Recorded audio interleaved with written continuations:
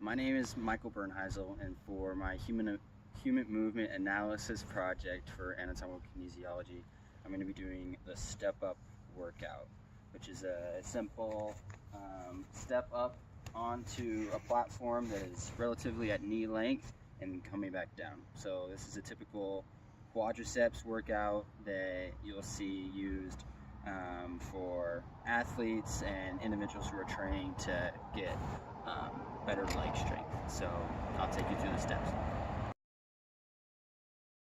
Phase of the step up that I'm going to be referring to is the step up phase, which involves bringing your right or left leg, whichever you prefer for the specific workout, planting it in dorsiflexion and extending up to the step. So the muscles that I'm using here, in addition with the joints, for knee flexion, in this motion right here, I'm using 6 muscles, which comprise of your hamstrings, which are your semitendinosus, your semimembranosus, and your biceps femoris. And then also, hi dog, you have your gastrocnemius, your sartorius, and your gracilis. So that's all involved in knee flexion.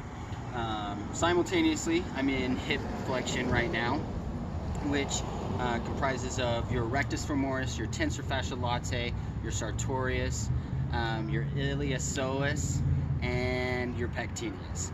And with the muscles that are comprised in dorsiflexion are your tibialis anterior, your extensor digitorum longus, your extensor hallucis longus, and also your peroneus tertius.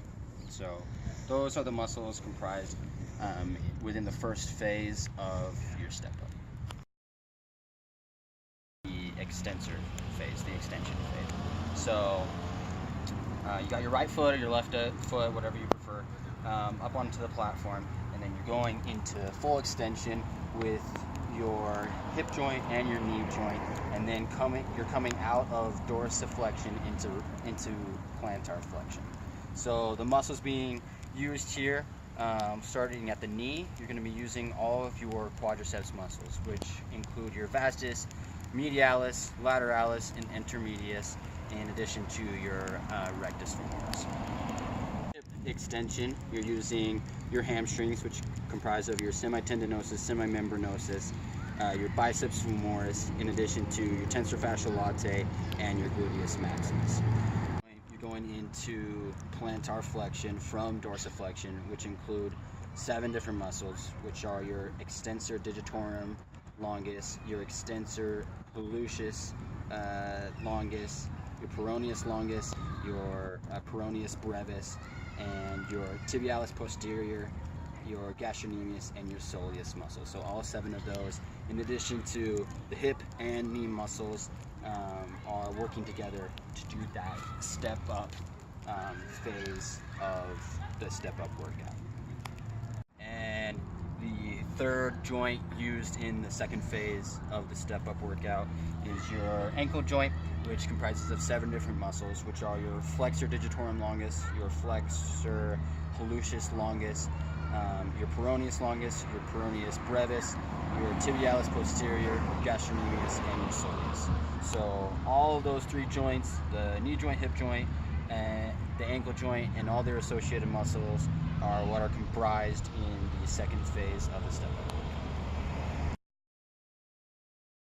Third phase of the step up workout is the return phase, back down to the ground, right?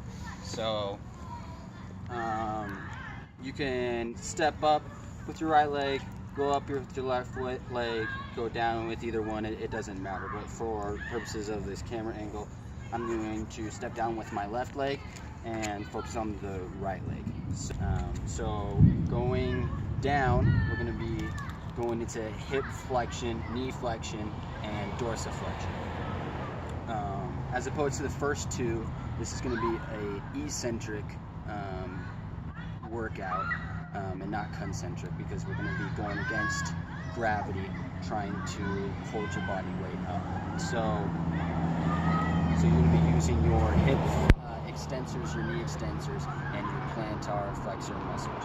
And your hip extensor muscles that you're going to be using in an eccentric motion will be, for the hip muscles, for the hip joint, will be your hamstrings, which are your semitendinosus, your semimembranosus, and your biceps femoris, in addition to tensor fasciae latae and your gluteus maximus.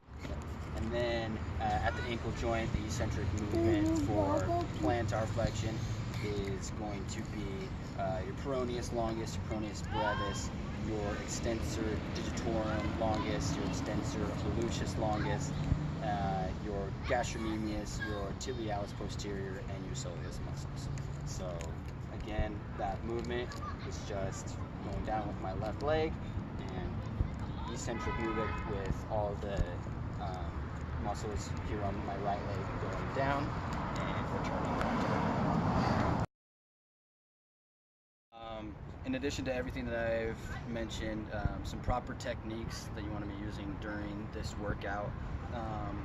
You want to get your non-elevating foot as well, you don't want to be pressed up against the box, but you don't want to have your non-elevating foot out here, because if it's out here, when you're stepping up, you're not going to be really using the muscles of your quadriceps as much.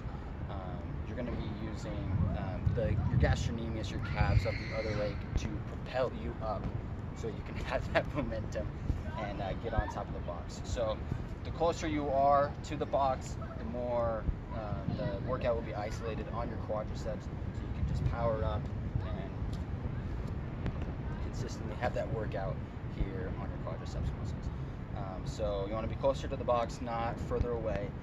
Another proper technique that a lot of people don't do is, instead of having the heel of their foot near the center of the box or the step that I'm using right here, they'll have the balls of their feet close to the edge and the heel will be coming off. So again, you're not going to be as well balanced. You're coming up, it's a little more wobbly. If you have your foot clearly centered in the middle of the box or the step, the likelihood of you tripping or falling is going to be reduced. So those are a couple proper technique tips that I learned.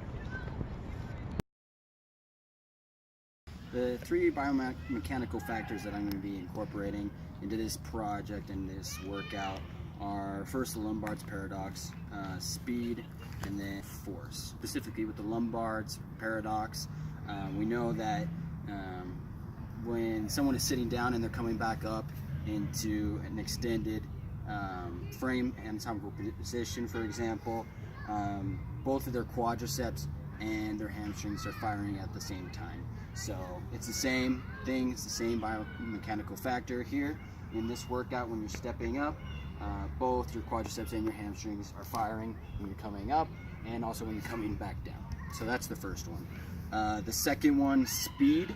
When it comes to the step up, you want to find a relative speed that is somewhere in between fast and slow.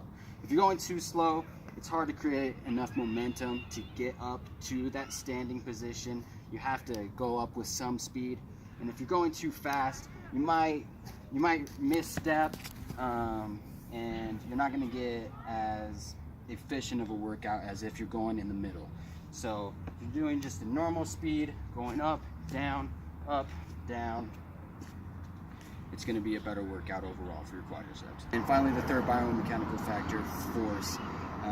In this workout, you want, like I was talking about earlier with your positioning with your feet, you want the majority of the force coming from your quadriceps, because this is specifically a quadriceps workout.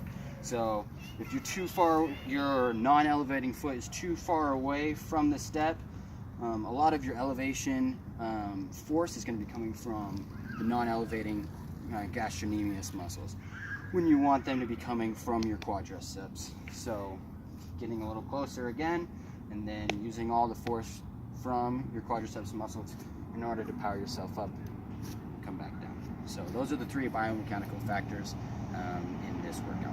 Also, hi dog. You have. My name is Michael Bernhisel.